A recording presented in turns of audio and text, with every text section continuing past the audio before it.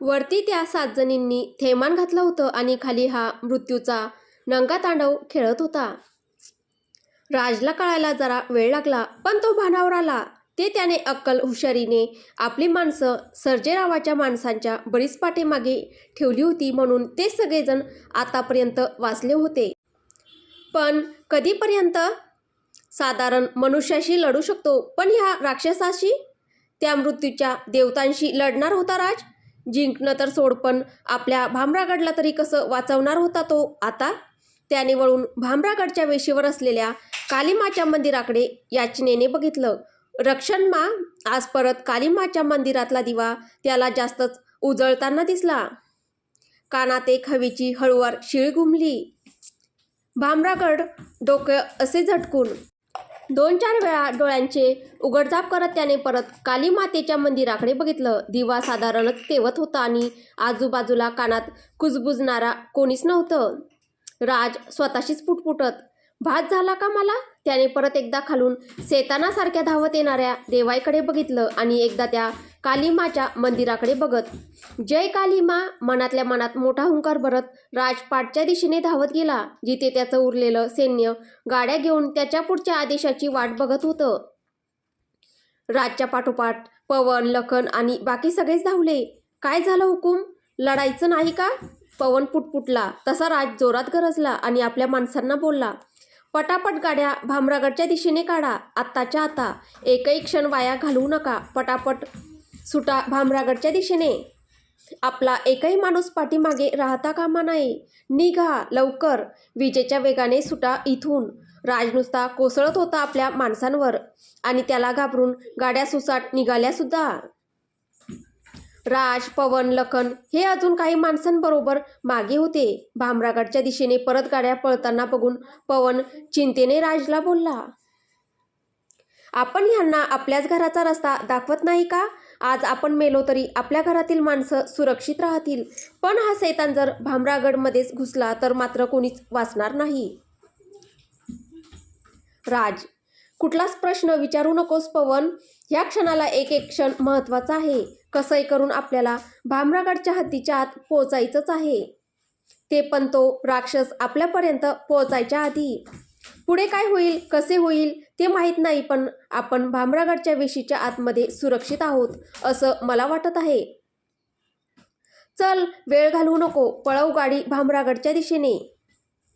इथे देवाई लढायला सज्ज झाल्याने त्याचं सैन्यही त्या 7 जणींच्या भीतीतून थोडं बाहेर आलं होतं आणि त्याच्याबरोबरच शत्रूशी लढत होतं. सर्जेरावने जमा केलेली माणसं सपासप कापली जात होती. बंदुकीच्या गोळ्यांनी, बंदुकांनी जागेवरच उडवली जात होती. कोणीच त्यांच्यासमोर टिकत नव्हतं.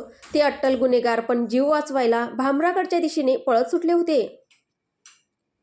त्यांच्या उरलेल्या ट्रक, गाड्या सगळ्याच भामरागडच्या दिशेने सुसाट निघाल्या होत्या. जेव्हा देवाईने म्हटलं होतं की मी माझी सारी ताकद घेऊन येईल आणि तुझी ती लंका तुझ्या सकटच जाळून टाकेल, तेव्हा राजला समजून घ्यायला हवं होतं की तो देवाई कार्तिक ठाकूर आहे. तो खोट्या धमक्या कधीच देत नाही. खरंच तो काळ बनून आला होता त्या सगळ्या भामरागडचा. मूर्ख राजला खरंच माहीत नव्हतं त्याने यावेळी कोणाशी पंगा घेतला होता. विनाशकाले विपरीत बुद्धी, दुसरं काय? दरीखोऱ्यातून किंचाळत त्या 7 जणीही देवायला येऊन मिळाल्या. त्यावरतून आकाशातून खाली त्याचं ते संतापलेलं सैन्य आणि त्या सगळ्यांच्या पुढे आपल्या शत्रूच्या रक्ताने न्यायलेल्या अवस्थेत हातात शमशेर घेऊन काळ बनून भामरागडच्या दिशेने क्षणोक्षणी पावलं टाकत असलेला देवाई कार्तिक ठाकूर. तांडव तो अभी और भी बाकी है राज. देवाई कार्तिक ठाकूर नावाचा तो सैतान काळ बनून विजेच्या गतीने भामरागडकडे येत होता आणि अजून राज व त्याची माणसं भामरागडच्या वेशीच्या आतमध्ये पोचली सुद्धा नव्हती. भामरागडचं ते प्रचंड मोठं लोखंडी प्रवेशद्वार अजून बरंच लांब होतं. राज नुसता किंचाळत होता, पवन अजून तेज, अजून तेज. पटकन पटकन भामरागडच्या हद्दीच्या आत पोच. त्याच्या बाकीच्याही माणसांनाही तो ह्या सूचना करत होता. पळा, सुटा, कसंही तो लोखंडी दरवाजा पार करून वेशीच्या आत पोहोचा. शेकडो गाड्या भामरागडच्या दिशेने सुसाट पळत सुटल्या होत्या आणि पाठीमागून देवाई आणि भडकलेली सेना त्यांचा पाठलाग करत होती. आजपर्यंत कुठलीच शिकार त्यांच्या हातातून सुटली नव्हती, तर ह्यांना तरी कसं सोडणार होते ते? काही पायदळीच धावत होते तर काही जण गाड्या घेऊन आणि वरतून आकाशात थैमान घालत येत असलेल्या त्या 7 जणी होत्याच.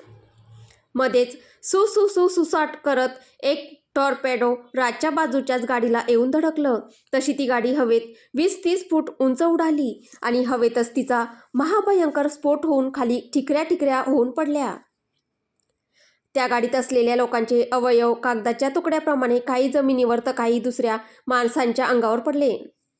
त्यांच्या रक्ताच्या झालेल्या मुक्त शिडकावामुळे पळत असलेले सगळेच हादरून गेले. काही क्षण हातपाय थंड पडले, श्वास रोखले गेले दहशतीने, पण दुसऱ्या क्षणी जीवाच्या आकांताने त्या गाड्या परत झूम करून पहिल्यापेक्षा दुप्पट वेगाने धावल्या. त्या आगीच्या स्फोटांनी राज पण काही क्षण आतमधून हलून गेला. त्याने जरा घाबरतच पवनला विचारलं, आपली माणसं? तसा पवन उत्तरला, नाही हुकूम, ती तर त्या सर्जेरावाची होती. तसा राजने सुटकेचा एक निश्वास सोडला. त्याला त्याच्या चुकीमुळे भामरागडचा एकही व्यक्ती मेलेला नको होता आणि त्याची सगळ्यात मोठी चूक होती देवाय कार्तिक ठाकूरच्या ताकदीला कमी समजणे. आपल्या प्राणप्रिय बायकोला मिळवण्यासाठी तो काय करू शकतो, कुठपर्यंत जाऊ शकतो हे समजून घेण्यात राज खूपच कमी पडला होता. असं करून त्याने स्वतःच्याच पायावर धोंडा मारून घेतला होता आणि आता त्याला कळत नव्हतं की ह्या सगळ्या संकटातून त्याच्या जनतेला, भामरागडला सुरक्षित बाहेर कसं काढायचं, ते पण विरजा जोशीला परत न करता. क्षणभर हादरून गेलेला तो लगेच नियंत्रणात आला. देवाईच्या सैन्याला घाबरत नव्हता तो. त्याच्या तोडीस तोड आणि तेवढंच क्रूर सैन्य त्याच्याकडेही होतं. चिंता तर त्याला देवाई आणि त्या 7 जणींची होती.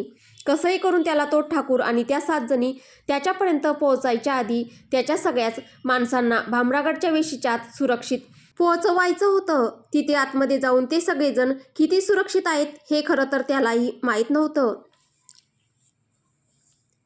पण जवळजवळ नास्तिक असलेल्या त्याची आज कदाचित पहिल्यांदाच कालिमाच्या आशीर्वादावर भिस्त होती. जे काही आहे आता ते त्यांच्याच हातात आहे. रक्षण कर मा, असं बोलून राजने गाडीचं स्टेअरिंग व्हील आपल्या हातात घेतलं आणि आपली गाडी आपल्या सगळ्या माणसांच्या मागे ठेवली व त्या सगळ्यांना पुढे घातलं. आपल्या कोणत्याच माणसाला राज मागे सोडणार नव्हता. त्याच्या पाठीमागे सर्जेरावच्या माणसांच्या बऱ्याच गाड्या होत्या. तेही अंतिम आसऱ्यासाठी भामरागडकडेच पळत होते. धामधूम धडामधूम देवायची माणसं बजुका टॉर्पेडोनी धडाधड गाड्या हवेत उडवत होती. आकाशात उडत्या चिता रचल्या जात होत्या जिवंत माणसांच्या. कोणाला सोडणार नव्हते ते आज. खूप चुकीच्या व्यक्तीला नडलात तुम्ही सगळेजण, खूप चुकीच्या. स्थळ भामरागड. रानासांचा कक्ष. दरीत घुमत असलेल्या मोठमोठ्या किंकाळ्यांनी भामरागडच्या भिंतीसुद्धा थरारून गेल्या होत्या. घराघरात लोक दबून बसले होते आणि काळजीने घरांच्या दरवाजाकडे बघत होते. कारण भामरागडचा जवळजवळ सगळीच तरुणाई आज त्यांच्या कुंवरसाबरोबर लढाईला दरीच्या पाथ्यावर गेली होती. आपली तरुण मुलं जिवंत परत येतील की नाही ही चिंता सतावत होती त्या वृद्ध मातापित्यांना, त्यांच्या तरुण भिंदनींना. आपल्या छोट्या दूध पित्या लेकरांना घेऊन त्या सगळ्याच कालिमाकडे प्रार्थना करत होत्या. आमच्या भाळीच्या कुंकवाला घरी सही सलामत पोहोचवा मा. आपल्या खोलीच्या गावाक्षामधून रानासा सुद्धा दरीत चाललेला हा सगळा रक्तरंजित थरार बघत होते. तिथे झालेल्या प्रचंड नरसंहाराचे आवाज इथपर्यंत त्यांना ऐकू येत होते. आणि त्याच्यापेक्षा जास्त भयंकर काय होतं तर तो त्यांचा स्वतःचा मुलगा मूर्ख राज त्या सगळ्या विनाशाला भामरागडकडेच घेऊन येत होता. रानासाच्या संतापाने मुठी आतमध्ये वळत होत्या. असा कसा भेकट जन्माला घातलास तू अशोक, जो युद्धात सन्मानाने मृत्यू पत्करण्याच्या ऐवजी बायकांप्रमाणे शत्रूला पाठ दाखवून पळून येत आहे. राणासांगाच्या महान कुलाचं नाव धुळीत मिळवून टाकलं या नालायक मुलाने. वरतून हा सगळा विनाश भामरागडकडेच घेऊन येत आहे. आधीच भामरागडला काय कमी संकटात घातलंय का, जो आता डायरेक्ट मृत्यूच्या खाईतच सगळ्यांना लोटायला चालला आहेस. असा कसा मूर्ख पैदा केलास तू राणा, असा कसा मूर्ख पैदा केलास. राणासा स्वतःलाच लाख लाख कोसत होते. प्रत्येक क्षणी भामरागडच्या अधिकाधिक जवळ येत असलेल्या देवायची ती विशाल सेना त्या आकाश दुमदुमून टाकणाऱ्या 7 जणींकडे बघत होते. त्यांच्या त्या किंकाळ्यांनी राणासांचं हृदय इतक्या लांबूनही कापत होतं. शत्रू नाही सैतानाला नडला होता राज. रानासा मनात राजवर संतापत कित्येक वेळा समजावून सांगितलं, नको त्या ठाकूरच्या वाटेला जाऊ, सोड त्या विरजा जोशीचा नाद, परत कर त्याला त्याची बायको. पण नाही, स्वतःच्या अहंकारा आणि त्या मूर्ख प्रेमापायी सुमस्त भामरागड उद्ध्वस्त करायला निघाला हा नीच. याला काय कमी मुली मिळत होत्या भामरागडमध्ये अय्याशी करायला? आता भामरागडला कोणीही वाचवू शकत नाही पूर्णपणे बर्बाद होण्यापासून. जे काही करावं लागणार आहे ते तो ठाकूर वेशीच्या आत शिरायच्या आधीच करावं लागणार आहे. भोला, रानासांनी हाक मारली तसा कोपऱ्यात काही अंतरावर उभा असलेला पवनचा बाप भोला सिंग हात बांधून पुढे आला. जी हुकूम. रानासा, तुला काय करायचं आहे ते माहीत आहे ना? निघ आणि काम फत्ते करूनच ये. रानासा कठोरपणे बोलले. कमरेला अडकवलेली आणि सकाळीच पाजळलेल्या त्या आपल्या समशेरीवरून भोलाने एकदा हात फेरला. त्याच्या स्वतःच्या मुलाच्या रक्ताने जी ती रक्तबंबाळ होणार होती, पण चेहऱ्यावर मात्र तीच दृढता आणि कठोरपणा. काम फत्ते करूनच येणार हुकूम, भोला खंबीरपणे बोलला. रानासांनी भरल्या डोळ्यांनी भोलाकडे बघितलं आणि बोलले, मला भामरागडपेक्षा जास्त प्रिय काहीही नाही, अगदी माझं स्वतःचं रक्तही नाही. भोला रानासांना, मलाही नाही हुकूम, आज मुलगा मरेल पण माझं भामरागड जिवंत राहील कुठल्याही परिस्थितीत. एवढं बोलून रानासांना पुढे मानाचा मुजरा करत भोला आपल्या कामगिरीवर निघून गेला. स्वतःच्याच पोटच्या मुलाचा मृत्यू घडवून आणत होते ते पाप. त्यांच्या हृदयावर काय बितत होती हे फक्त त्यांनाच माहीत होतं. रानासांनी परत एकदा बाहेर नजर टाकली. दूरवर शत्रूच्या रक्ताने न्हावून निघालेला आणि आता भामरागडच्याच दिशेने वेगाने येत असलेला देवाय त्यांना दिसला. त्यांनी खाली जमिनीवर बेशुद्ध अवस्थेत पडलेल्या विरजावर एक नजर टाकली. अतिशय सामान्य दिसणाऱ्या ह्या एका क्षुल्लक मुलीसाठी हा सगळा एवढा मोठा रक्ततांडव रचला गेला होता. त्यांना स्वतःच्या म्हाताऱ्या डोळ्यांवर विश्वाससुद्धा बसत नव्हता. ही इतकी गरीब दिसणारी मुलगी इतकी विनाशकारी कशी काय असू शकते याचंच त्यांना आश्चर्य वाटत होतं. तिथे भामरागडच्याच दारातच घडत असलेला हा थरार तटबंदीवरून भामरागडचे बाकीचे सैनिकही बघत होते, ज्यांचं नेतृत्व महेश करत होता. त्यांना आधीपासून सज्ज राहण्याच्या सूचना देण्यात आल्या होत्या. सगळेजण बंदुका, रॉकेट लॉन्चर घेऊन तयारच होते, पण समोरून येणारं विध्वंसाचा जोर काही ओरच होता. भामरागडच्या गाड्या दिसताच तो वेशीवरचा अजस्र लोखंडी दरवाजा खडखड करत खोलण्यात आला. धडधड करत पहिली गाडी आतमध्ये घुसली, मग दुसरी, मग तिसरी, अशा करत शेकडो गाड्या धुळीचे लोट आकाशात उडवत प्रवेशद्वाराच्या आत घुसत होत्या. शेवटी राजची गाडी प्रवेशद्वाराच्या जवळ आली. तो जोरात ओरडून आदेश देत होता, आता आता बंद करा तो दरवाजा, लवकर आताच. कुंवरसांची गाडी आतमध्ये पोहोचण्यास वेळ होता. त्याच्या आधीच दरवाजा कसा बंद करणार? ते एकटेच बाहेर अडकले असते मृत्यूच्या जाळ्यात. तटबंदीवरची त्याची माणसं त्याचा आदेश पाळण्याच्या ऐवजी मूर्खासारखी हातावर हात धरून बसली आहेत ते बघून राज भडकला.